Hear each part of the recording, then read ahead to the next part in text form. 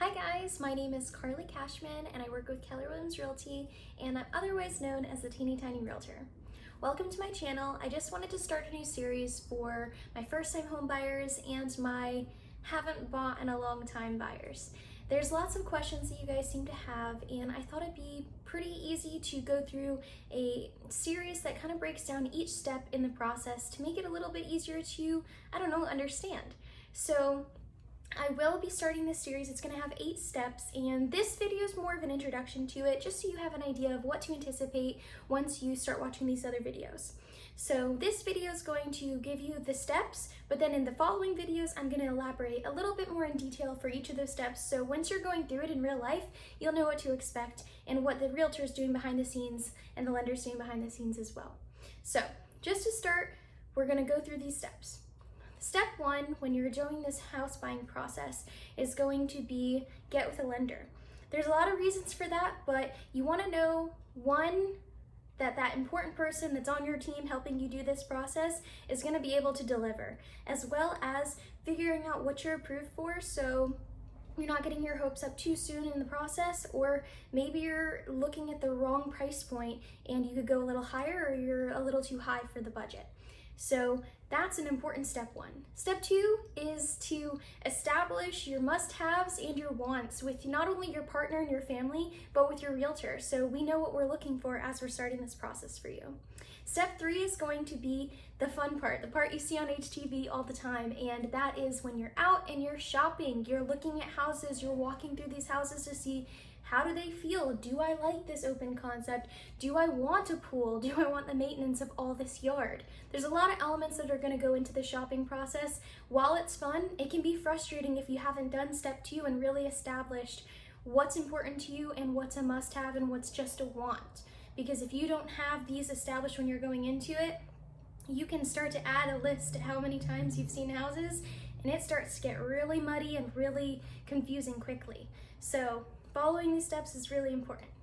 And step 4 is going to be negotiating and offering. So say you find this house that you love and you're telling your realtor, I gotta do whatever it takes to get into this house. That's when the negotiating comes into play and you start the process of offering. So that's a contractual part of it where you guys are gonna fill out on a contract and put on paper, hey, this is how much I wanna offer to you. This is what I can promise to you, and if you agree to it, then we'll go under contract. Step 5, you're under contract, now what? So you wanna know that once you're under contract, there's a few steps that you're gonna take and some things that you're contractually obligated to do in a certain amount of time. So you'll have your escrow, which in the state of Florida, that's having to be delivered within 3 business days once you're under contract. So your realtor and the title company will tell you exactly when and where to go and how much you have to do, but that's on your offer anyhow. So shouldn't be a surprise. And then in this time frame, you're also going to be ordering inspections. So depending on the type of the home and the age of the home, if it has a well, if it has a septic system, those will give you an idea of what inspections to get, but your realtor will tell you exactly what's necessary, and your lender may actually have certain inspections that are required. So everyone being in the loop together is so important. So that first step where we talked about getting a lender, super vital. And then as you're going through the process, you've gotten your inspections, you've ordered your appraisal at this point, now you go into step 6. Maybe skipped, but it is necessary if things start to go awry with the inspection, if a roof needs repaired, or if there's certain things that got flagged on the appraisal that need to be addressed. This negotiation is going to be step 6. Now, of course, your realtor is going to be doing this, and it does come with formal addendums and things like that, but we'll get into that in detail. But that is a step that would come after the inspection and the appraisals, and all of that's taken place over the course of, let's say, a week. It could be less, but it could be more. And then step 7 is going to be finalizing that loan. So after the inspections and appraisal have taken place, things get a little quiet just because there's a lot happening behind the scenes, and it doesn't mean nothing's happening. Your lender and your realtor is working pretty hard at this stage just to make sure everything's squaring away. But at this point, you're finalizing your loan, you're submitting final documents for your lender, and it's going to underwriting. So that's kind of the last few steps preparing you for closing once your loan is all finalized. So at this point, you're ordering movers, you're finalizing all of your moving in your house, everything's boxed up, and you're scheduling closing. So really fun part.